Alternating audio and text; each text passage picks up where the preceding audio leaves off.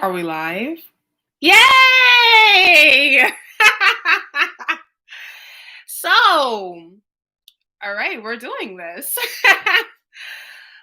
All right, so hey guys, it's your girl AshleyRochelle coming to you live from the chat table. We are here live and direct from my kitchen, and I'm just so wow, I can't believe I'm live. I'm so grateful for you guys being here. Thank you for continuing to take this journey with me. It has been a crazy year, and I definitely did a couple of podcasts, and you guys have showed phenomenal love. Thank you for your comments. Thank you to for your words of encouragement to keep me going. And yeah, guys, I'm so happy. This is so dedicated to you all. Just thank you so much. And we're gonna jump right into this. So today's conversation is what we learned in 2020. Now I made a little list here, guys. So yeah, let's jump straight into it. Okay, so number one was eliminating or unfollowing anything and anyone who doesn't support you. And that's in any kind of way. It's not just financially, it's also mentally, physically, which are probably just like the bigger two. I took a step back this year with social media. A lot of the things that I was following, like for example, the Shade Room, I cut them off. I was seeing a lot of the two-sidedness with them, the way that I felt that they were viewing or like picturing Black people on their website. For example, like just the other day, I think G Herbal announced that him and that girl Tiana, whatever her name is, guys, that they were, having a baby, and I guess she showed her ring to show that she's engaged and things like that. And then when I look at other stories, dealing with his son's mother, they'll put her in the in the light as like a bitter baby mama, or showing her just partying and things like that. But I'm like, there's other situations going on with G Herbal that you don't really hear them talk about as much. Or when it comes to, and not just them, just Black people in general, like there were many things that also came out with election that I didn't see that the Shade Room had talked about. They talk about like this whole Megan Thee Stallion thing, but it was just so much. And I was like, you know what, this isn't the best for me. I'm going to take this off. You guys have such a big platform on Instagram, and you should be educating us more with Black-owned businesses instead of just, talking and gossiping about our, the little hood news that happens. And, you see them sponsoring for Fashion Nova so much, but there are so many other Black-owned companies that are out there that you never see. So I took a step back. I took a step back with watching TV and learning that there's so much more out there for us. Oh god, guys, I've been on for like 4 minutes already. I'm so nervous, if you can't tell. I don't do like this whole camera thing, but I definitely just wanted to get out to my audience and just discuss some things, step it up a little bit. And yeah, I hope you guys are here for it. I'm so nervous. I'm gonna go back and watch this video and like, oh my gosh, I did this. But yeah, like this isn't like the podcast now, because like if I had like a mental like pause in my head on the podcast, I can hit pause and then come back and record. I can't do this on a live. I gotta keep talking. So yeah, we're just bear with me, guys. So yeah, eliminating and unfollowing a lot of things that don't, educate you, that aren't supporting you in any way, shape, or form. I also had to do that with friends this year. I feel like I've always been considered like the strong friend. I've went through an abusive relationship. I have lost a loved one as well, and I've been homeless before. I've overcame that. I've got jobs and got an apartment, and just really started to pick myself back up for my kids and I. So I felt like I was always looked at as the strong friend. We don't have to check up on her as much, and that was an issue to me. I had to let that go. Like, I'm not the type. I don't need you, sorry guys, we're live. Like, this is nerve-wracking, okay? But so yeah, shout out to the lip gloss, I felt like I missed the spot. Okay, so we're back at it. It could just be like the glare from the light and stuff, but we'll get it to like we'll get it done. So what else was I saying, guys? So yeah, I felt like, as being the strong friend, overcoming a lot of things. Like, my friends felt like the need that they didn't have to check up on me as much. And I had a homegirl tell me that, like, it seems like, you're good, you're in school, you have your crib, and but I don't feel like I have to check up on you. And I literally had a friend tell me this, and I was like, girl, I gotta cut you off. Like, you have no idea what I'd be going through. It's my first time where I took a step back from working. If anyone who like knows me, I've always had like 2 to 3 jobs, like the least, since like 1920. Like, I've always been a working girl. Got up in the morning and do what I have to do, go out clubbing, before the kids and everything. But I, um yeah, so I definitely had to, cut that off. I felt like I was hurting myself, reaching out to people who weren't really checking for me. And that was yeah, that was a big one. It still hurts, but we live and we learn. Um, so my second thing that I learned was to get more into politics. Like, this whole Joe Biden and Trump thing, it that was not just the only eye opener for me while I was living in Brooklyn. It was they're trying to play this Trump and Biden thing, but it's so much with our local politicians. There were things that I was noticing in the New York City public school system that I was having a problem with. The lack of resources for the kids for after school program, or for other educational services or sports or anything like that. It's been a big problem to me. We put in a lot of money for field trips and for fairs at the school, but there's nothing really benefiting our kids to make sure they're still not, you know, being driven into this either media side world or gang side world, and or just making sure our kids don't fall in the cracks. That was a really big issue to me. So get into your local politics, know who is, ahead of your district. Also just even on the flip side, when I was living in Brooklyn, there was a lot of violence that was happening, and this is prior to C-19. And when it came to election, I we started getting a lot of flyers for people who looked like us, and I'm like, dude, I've never even seen you in my neighborhood before. You've probably been in this district for a couple of years, but I've literally never seen you here before. So you're just not going to get my vote because of that.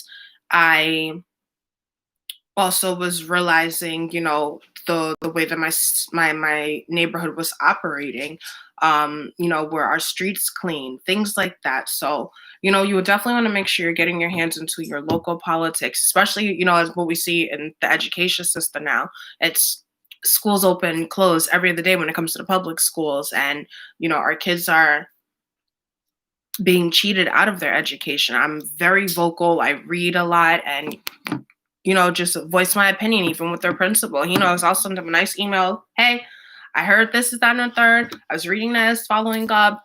And I feel like I get great services for my kids now. I definitely, just get into your local politics, get into your local leaders, and know what's going on and who is running and working in your favor, truly, in your community. So that was another big one for me. I was taking my kids out to a couple of events and just getting them to understand, like, we live in this area. We have to make sure that if we live in a world where we have got to have like these leaders, we need to make sure that they are the correct people, not just because they look like us, not just because their name sounds familiar to mine. Like, we can't do that anymore. We are too smart, we're too educated for that, and we've got to teach each other better than that. So I'm definitely pushing with that for my kids.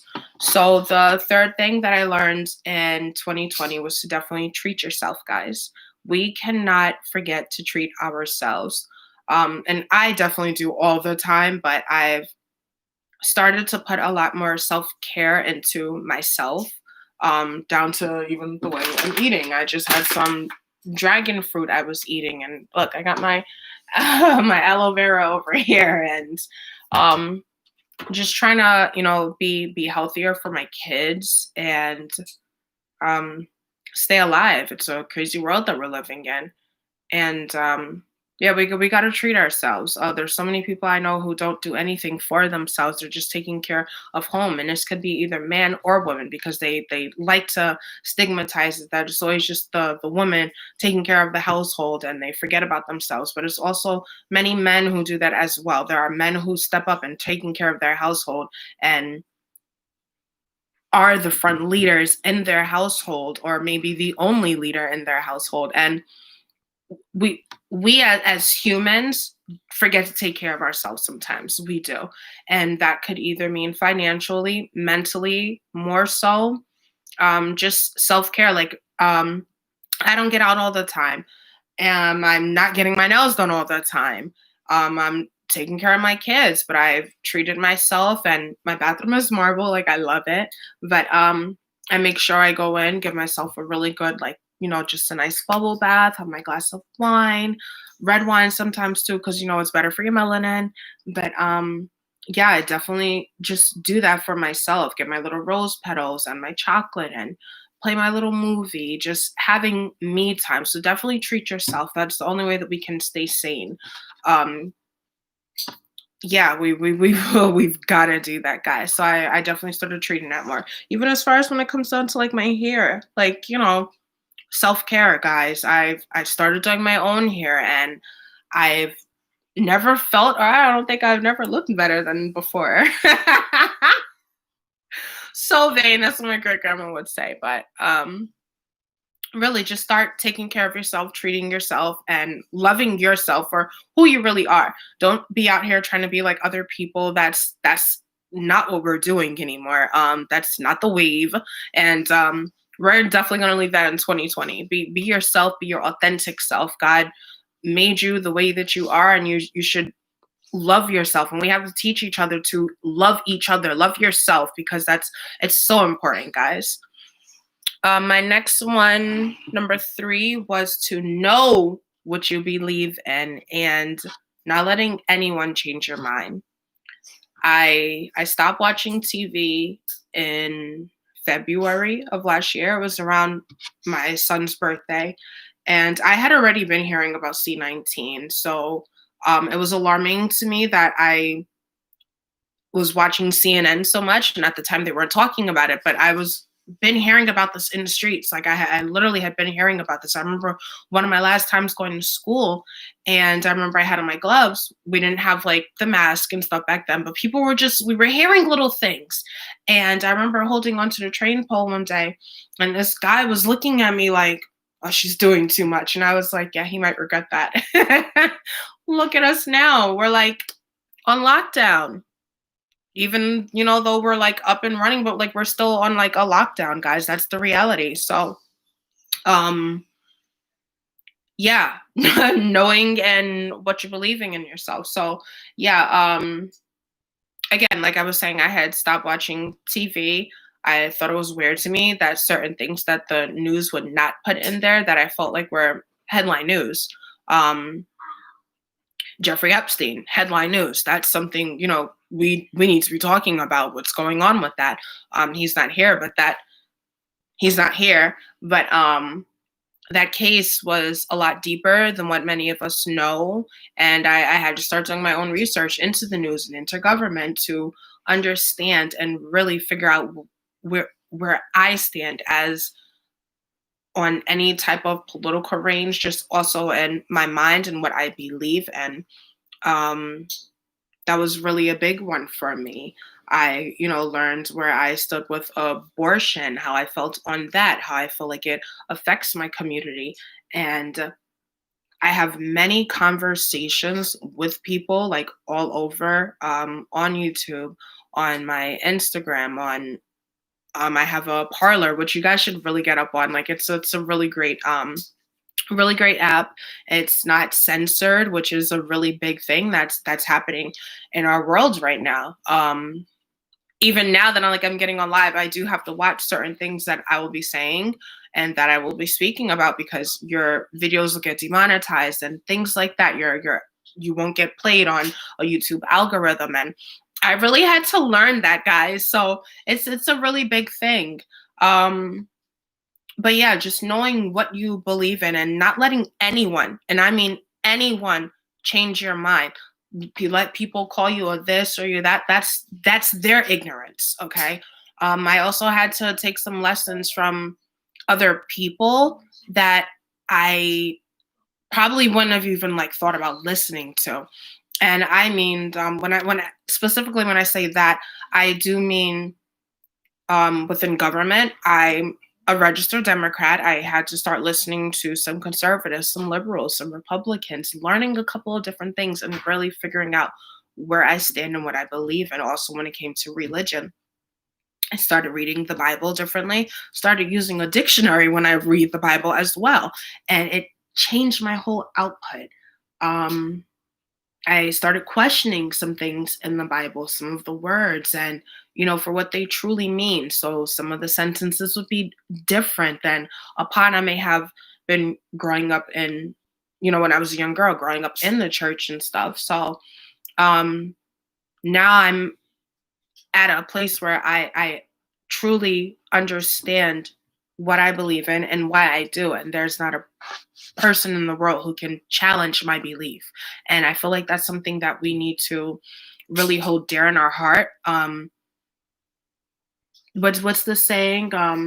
If you don't stand for anything, you'll fall for anything. So I hope I said that saying right, guys, but you know what I mean. But really understand what you believe in. And again, just not letting anyone in the world take you away from your belief. We don't have to agree with each other, which is the next one, learning that it's okay to disagree with each other. That is another big one, especially for 2020 with the world that we're in, the state of the United States that we are in. And I don't mean just like New York, the whole state of it. That we're in right now, we as people, no matter who you are, what color you are, what your belief is, we have to understand that it's okay to disagree. And I felt like I was able to obtain a lot more knowledge by knowing that it's okay to disagree. I felt like I'm a lot mature, and not even that I feel it, I know that I'm a lot more mature because I have taken these steps to be able to get on here right now and be able to talk about these things. I had to take a really big approach with that and learn that, it's okay to disagree. And some of my own personal relationships, I've also learned, anybody who know me, I got a slick mouth. I got a real slick, quick mouth. Yes, I do. But I've also learned, what? That's their image of me. That's, what they want to, portray me as, then that's up to them. I can only, just go on my life and live it the best way that I can. Let them believe what they want to believe. I can only show them. And if not, then that's up to them if they want to continue believing that I'm this way or this way. So yeah, guys, this was really just like a quick review of just some things again I said that we learned in 2020. If there are any other things that you guys have for me to discuss that you might have learned in 2020, please feel free to, like, comment, and subscribe. Like, I can't believe I even just said that. My kids are gonna be like, "Mommy, so cool." But yeah, guys, this was oh my gosh. I miss my podcast though. I definitely miss it. Don't think I'm not gonna do it. I definitely still am gonna do my podcast. My podcast is my baby. It's my world. But I've got a lot of really great reviews and a lot of really great comments from people to tell me to, make a YouTube page, discuss some things, get back on Facebook. I'm like, oh gosh, I don't know if I'm ready for that yet. But yeah, you guys know this is the chat table. Our conversations can get real mature, very free. You guys are free to hit me up about anything, discuss some topics, bring some topics to me. I'm, doing all my research I can to talk about many things with you guys. And I am so ecstatic, guys. Okay, no, gotta make sure and lip gloss and everything is popping.